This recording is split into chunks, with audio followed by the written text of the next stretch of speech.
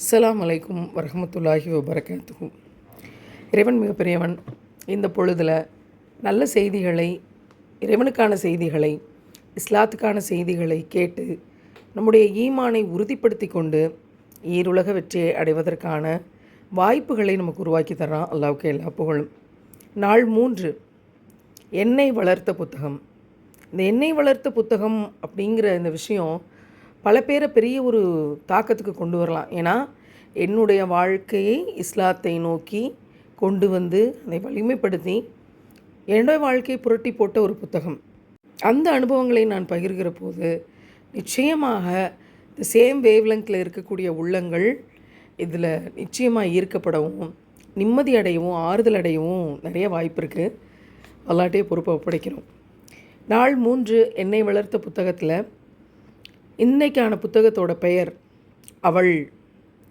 பெண்ணிய பார்வையில் doctor KVS ஹபீப் முகமது அவங்க இந்த புத்தகத்தை எழுதியிருக்காங்க. பெண்கள் அப்படின்னாலே இந்த சமூகம் எப்படி வச்சிருக்கு அப்படிங்கிறது இஸ்லாத்துக்கு முன்னாடி இருந்த காலகட்டத்தில் நிறைய கேள்விகளோட, கண்ணீரோட, பரிதவிப்போட, பதட்டத்தோட, முடியாது, என்னால் இதை அக்செப்ட் பண்ண முடியாது, ஏற்றுக்கொள்ளவே முடியாது அப்படின்னு நான் நினச்சி போராடிய காலம்தான் இஸ்லாத்துக்கு முன்னாடியான காலகட்டம். ஒரு குறிப்பிட்ட வயதுக்கு மேலே 5ஆம் கிளாஸ் முடித்த பிறகு எனக்கு விருப்பமான கோவிலுக்கு என்னை கூட்டிகிட்டு போக மாட்டேன் அப்படின்னு, பெண் பிள்ளை இந்த வயசுக்கு மேலே கூட்டிகிட்டு போகக்கூடாது அப்படின்னு நிப்பாட்டினது. அப்போ அழுத அழுகை எனக்குள்ளாக கேள்விகளை விதைச்சது. பொம்பளை பிள்ளை கெக்க பக்கேன்னு சிரிக்கக்கூடாது, சத்தம் இல்லாமல் தான் சிரிக்கணும் அப்படின்னு தாய் அடிக்க வந்த போது வந்த கண்ணீர், அந்த கண்ணீர் எனக்குள்ளாக நிறைய கேள்விகளை விதைச்சது. ஏன் சிரிக்கக்கூடாது, ஏன் சிரிக்கக்கூடாதா அப்படிங்கிற அந்த கேள்வி நிறைய விஷயங்களை என்னை யோசிக்க வச்சுது.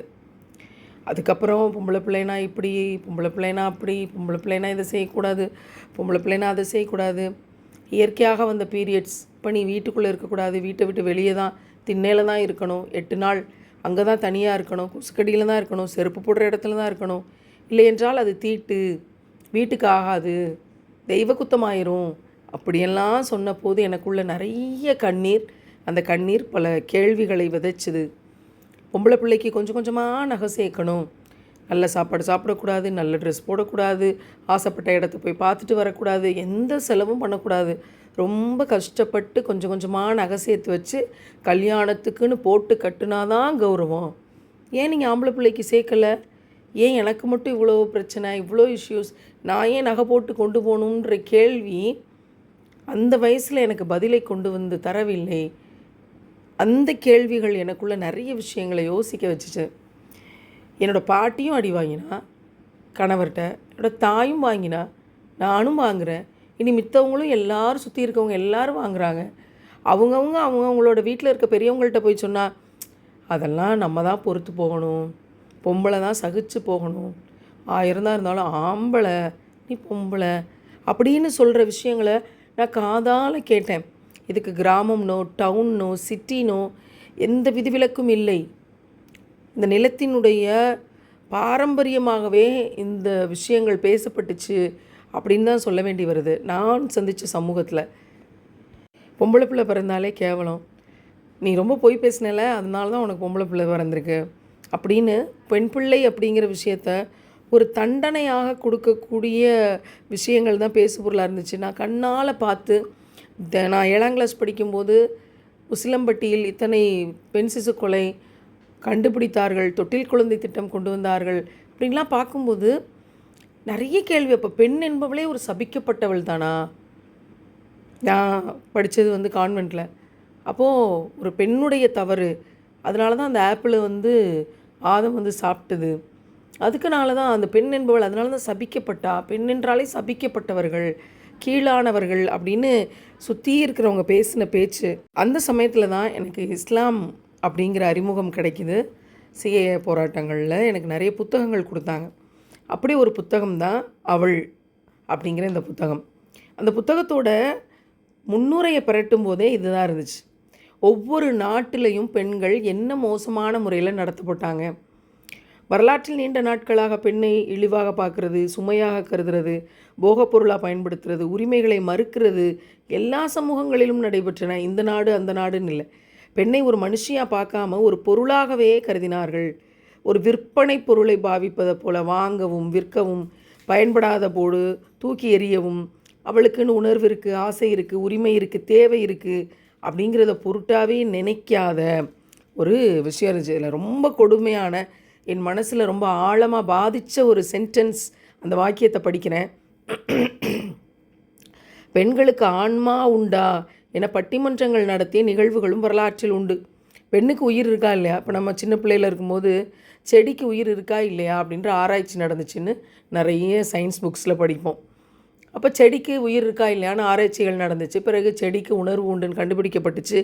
இதெல்லாம் நம்ம படிக்கும்போது ஒரு செடியை பற்றி, ஒரு கொடியை பற்றி, ஒரு தாவரத்தை பற்றி, ஒரு இலையை பற்றி, ஒரு மரத்தை பற்றி அப்படின்னு படித்தோமே, அதை போல் பெண் என்பவளுக்கு உயிர் உண்டா, இல்லை அவள் வெறும் பொருள் தானா என்ற பட்டிமன்றங்கள், ஆராய்ச்சிகள் எல்லாம் பல நாடுகளில் நடந்திருக்குது அப்படிங்கிற செய்தி ஒரு பெரிய வலி. இதுலேருந்து தான் தப்பிச்சு வந்திருக்கமா அப்படின்னு. இதில் ஆச்சரியம் என்னென்னா, எந்த நாடும் இதுக்கு விதிவிலக்கு இல்லை. அறிவியல்லையும் விஞ்ஞானத்துலேயும் சட்டங்கள்லையும் நாங்கள் உலகத்துக்கு முன்னோடியாக இருக்கிறோம் அப்படின்னு சொல்கிற கிரேக்கர்கள், ரோமானியர்கள், அவங்க அத்தனை இடங்கள்லையும் ஆண்களுக்கு மட்டுமே உரிமை பெற்றவர்களாக சொத்துக்கள் வாங்க, விற்க, ஒப்பந்தங்கள் செய்ய எல்லாமே ஆண்களுக்கு மட்டும்தான் உரிமை இருக்குது. மனைவியை தண்டிக்கிற உரிமை கணவனுக்கு இருந்தது. விபச்சாரத்தில் ஈடுபட்டாலோ, கணவன் சேகரித்து வைத்துள்ள சாராய நிலக்கிடங்கின் சாவியை திருடிவிட்டாலோ அவளை கொன்று விடலாம். என்ன மாதிரியான கொடுமைன்னு பாருங்களேன். அவளது குழந்தைகளை கொன்று விடலாம். அடிமை சந்தையில் அவளை விற்கலாம். மனைவி பெற்றெடுக்கும் குழந்தை ஊனமாகவோ பெண்ணாகவோ இருந்தால் அந்த குழந்தையை கொல்லும் உரிமை அந்த குழந்தையினுடைய தந்தைக்கு உண்டு. என்ன மாதிரியான நிலமன்னு பாருங்களேன். பிறக்கிற பிள்ளை ஊனமாக இருந்தாலோ பெண் குழந்தையாக இருந்தாலோ அந்த குழந்தையை கொல்கிற உரிமை அந்த தந்தைக்கு இருந்துச்சாம். பண்டோரா என்ற பெண் தேவதையே மனித சமூகத்தின் எல்லா கேடுகளுக்கும் காரணமானவர்கள் என்று நம்பினார்கள். அரேபியா நாட்டில் எப்படின்னு பாருங்கள். இஸ்லாத்துக்கு முந்தைய அரேபியாவில் பெண் குழந்தைகள் பிறந்தால் வறுமையிலும் சிறுமையிலும் உழலவனிருக்கும் அப்படின்னு அஞ்சி பெண் குழந்தைகளை உயிரோடு புதைத்தார்கள். மகளை கொள்வது கருணை செயல், புனித செயல் என்று கருதினார்கள். ஒருவர் எத்தனை பெண்கள் வேண்டுமானாலும் கல்யாணம் பண்ணலாம்.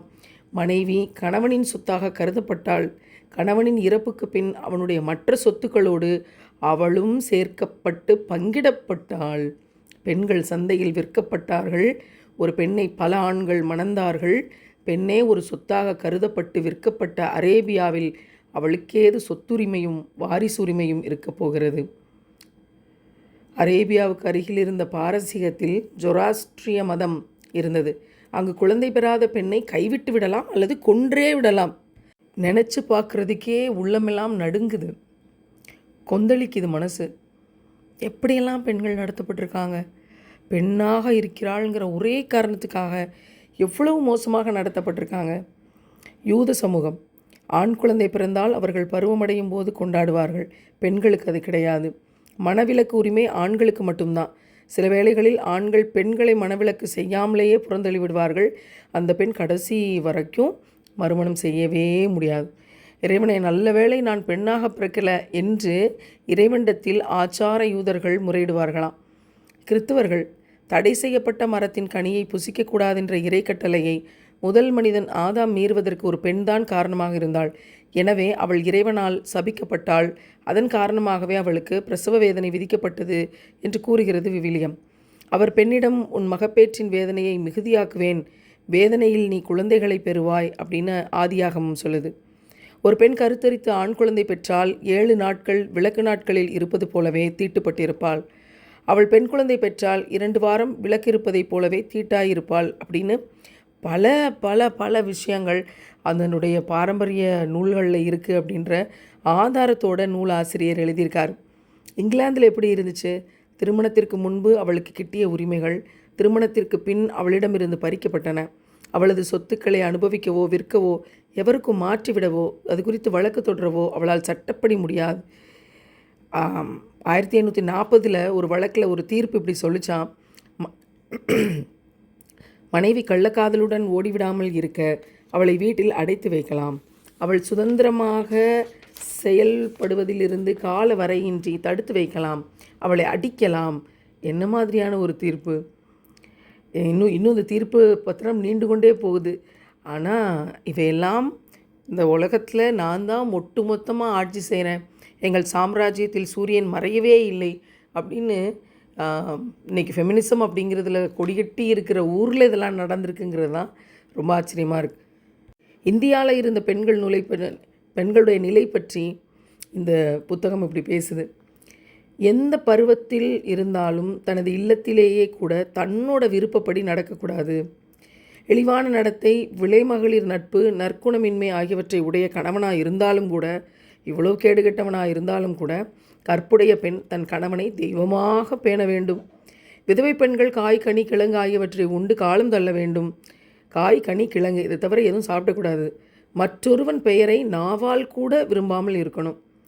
பெண்களுக்கு மறுமணம் கூடவே கூடாது. கணவன் இறந்த பின் சொர்க்கத்திற்கு பிள்ளை வேண்டுமென்ற கருத்துடன் இன்னொரு ஆடவருடன் கூடியிருப்பவளுக்கு உலக நிந்தனை உண்டு. அவ்வாறு பெற்ற பிள்ளையினால் சொர்க்கமடையாமல் போவாள்.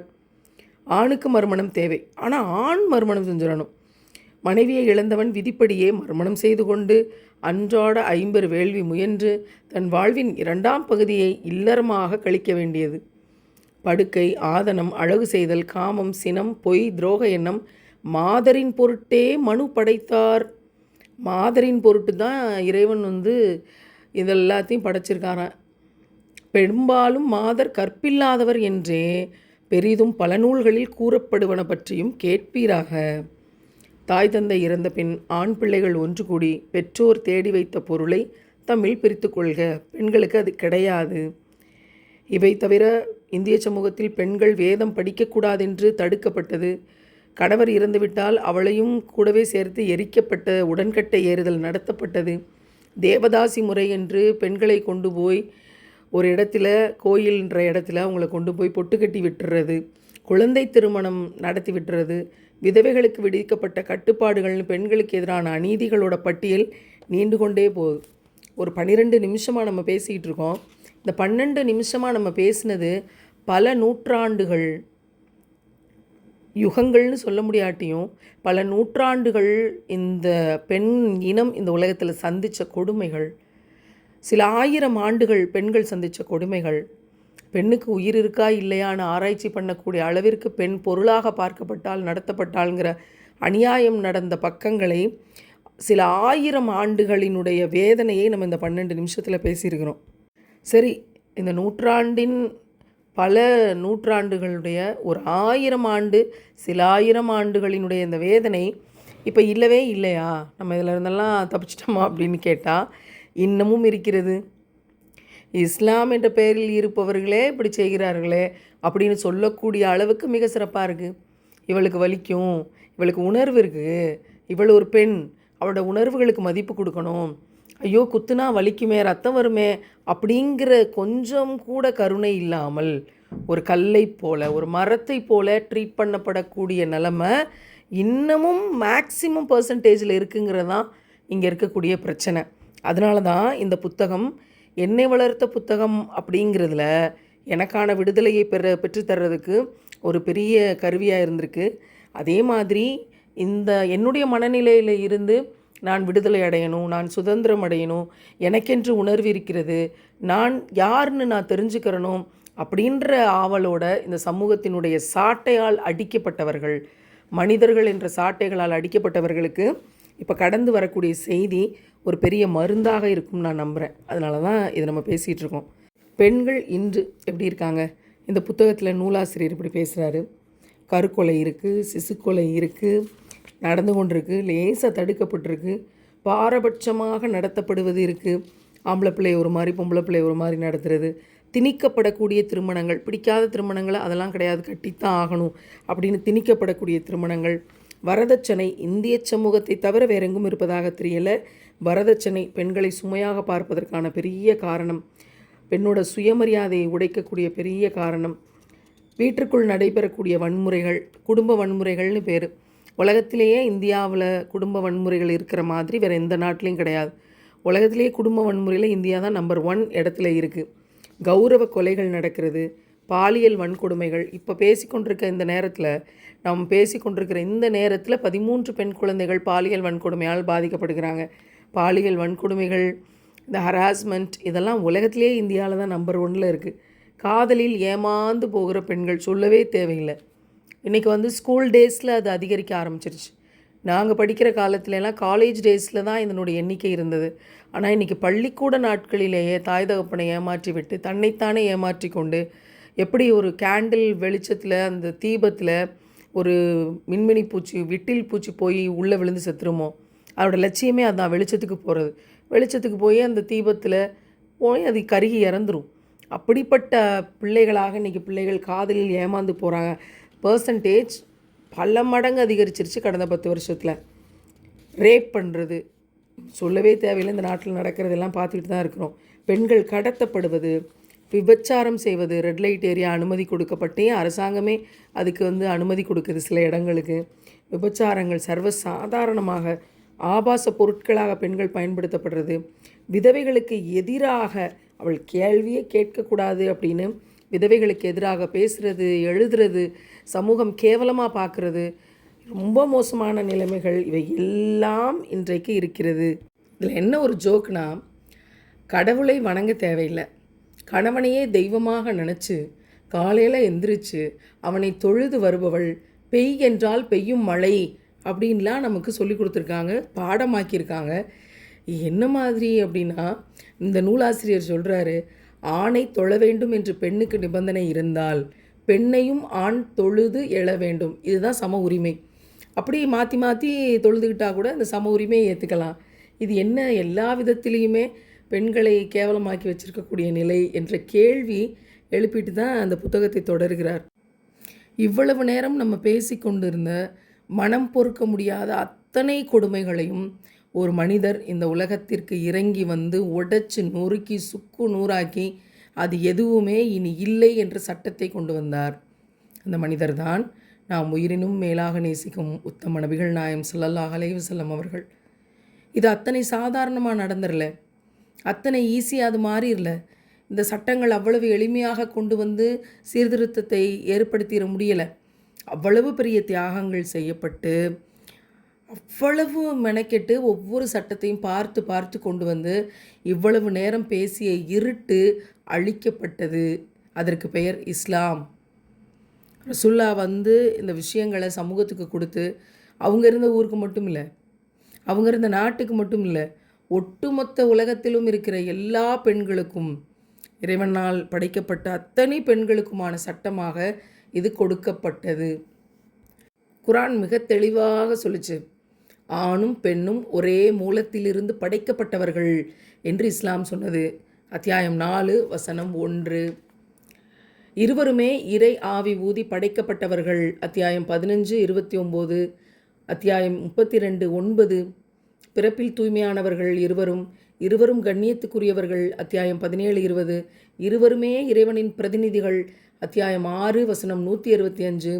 பெண்கள் ஆண்களில் ஒரு பகுதி. நபிமொழி, முதல் மனிதரான ஆதம் பாவம் செய்ததற்கு தூண்டியவர் அவரது துணைவியாகிய ஹவ்வா என்ற கூற்றை இஸ்லாம் மறுத்து இருவருமே தவறு செய்தார்கள் என்று கூறுகிறது. அத்தியாயம் 20 வசனம் 112 116 வரைக்கும். இப்போ தான் எனக்கு கொஞ்சம் மனசு நிம்மதியாக இருந்துச்சு இந்த புத்தகத்தை படிக்கும்போது. நான் சின்ன வயசுலேருந்து கேட்டு வளர்ந்து, பெண் என்பவள் சபிக்கப்பட்டவள், அவள் மட்டும்தான், அதனால் பெண் இனமே ரொம்ப கீழ்த்தரமான கேட்டகிரி அப்படின்றத கேட்டு வீட்டிலையும் கேட்டிருக்கேன், வெளியும் கேட்டிருக்கிறேன். அதற்கு இந்த ஹவ்வா அலைஹிஸ்ஸலாம் அவங்களுடைய செய்தி சொல்லப்பட்டுச்சு. ஆனால் இஸ்லாம் இருவருமே தவறு செய்தார்கள், சமத்துவம் அப்படின்னு சொன்ன பிறகு கொஞ்சம் ஆறுதலாக இருந்தது அந்த காலகட்டத்தில் நான் படிக்கும்போது. அப்போ பெண் குழந்தையினுடைய பிறப்பு அபசகுனம் என்ற கருத்தை கண்டித்து பெண் குழந்தை பிறப்பது நற்செய்தி என்று குரான் சொன்னது. அத்தியாயம் 16 வசனம் 58 59 வரைக்கும்.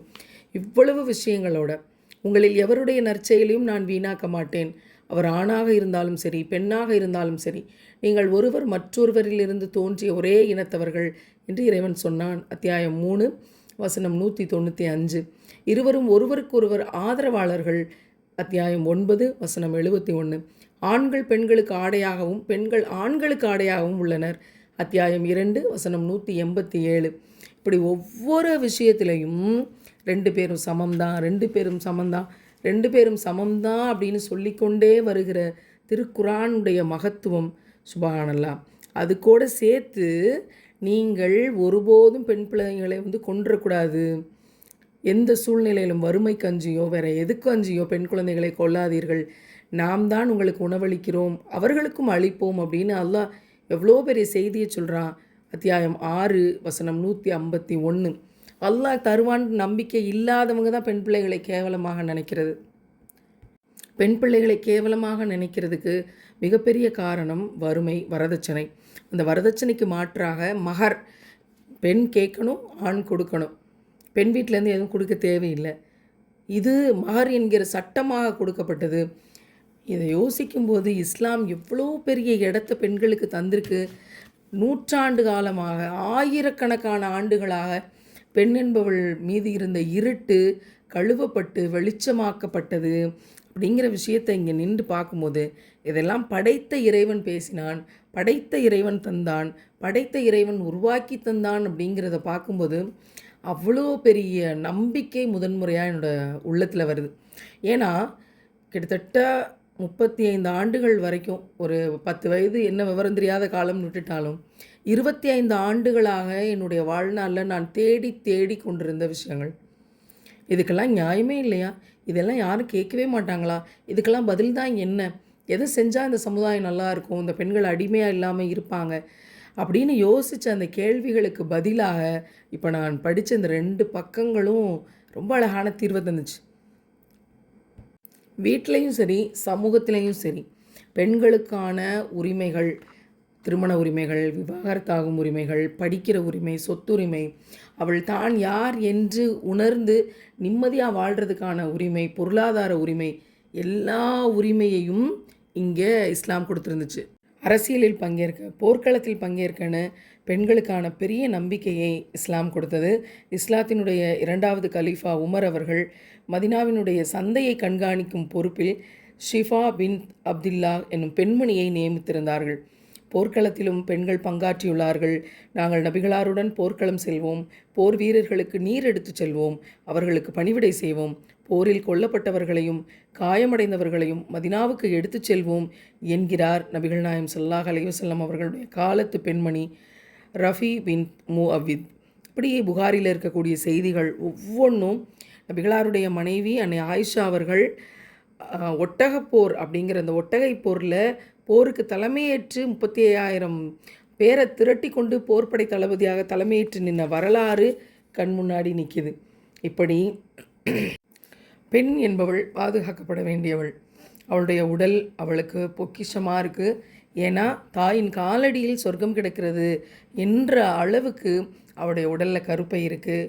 ஒரு உயிரை 10 மாதம் சுமந்து இந்த உலகத்துக்கு கொண்டு வந்து அந்த உடலுக்கு தேவையான தாய்ப்பாலை கொடுக்கக்கூடிய, இப்படி எல்லா விதத்திலும் ஒரு உயிரை இந்த உலகத்துக்கு கொண்டு வரக்கூடிய பெண் எவ்வளோ பாதுகாப்பாக கண்ணியமாக இருக்கணும் அப்படிங்கிறதுக்கான விஷயங்களை முன்கூட்டிய பாதுகாப்பாக இஸ்லாம் தந்துச்சு.